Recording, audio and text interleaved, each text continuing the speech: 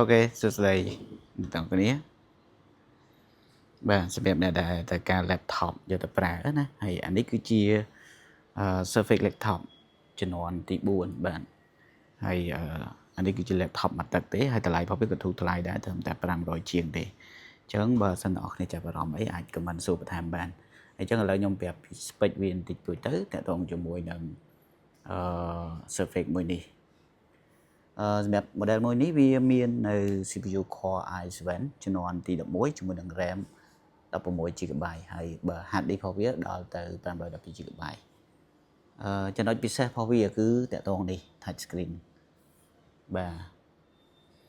គេដើរលឿនតែអ្នកនរគ្នាអញ្ចឹងសម្រាប់បងប្អូនដែលត្រូវការប្រភេទ laptop ដែលអាច touch screen បានហើយតម្លៃល្មមយកទៅប្រើការសម្រាប់ការងារប្រចាំថ្ងៃអីណាអញ្ចឹងខ្ញុំគិតថា model មួយនេះគឺល្អសម្រាប់អ្នកនរគ្នាហើយទាំងរូបរាងទាំងអីក៏វាស្អាតទៀតបាទអញ្ចឹង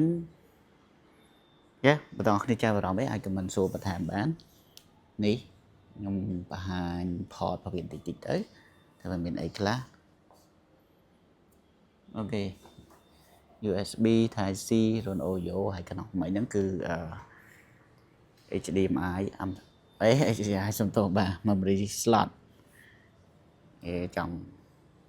តដិតខ្លួនឯងបាទអូខេរូបរាងរបស់វាមានប៉ុណ្្នឹងបងប្អូនគ្នាបាទ review ខ្លីៗទេងាយស្រួលយល់អញ្ចឹងបើថាចាប់អារម្មណ៍អី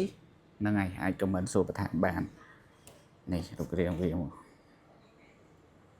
បាទស្អាតមែនតើអូខេមានប៉ុណ្្នឹងទេបងប្អូនគ្នាបាយបាយ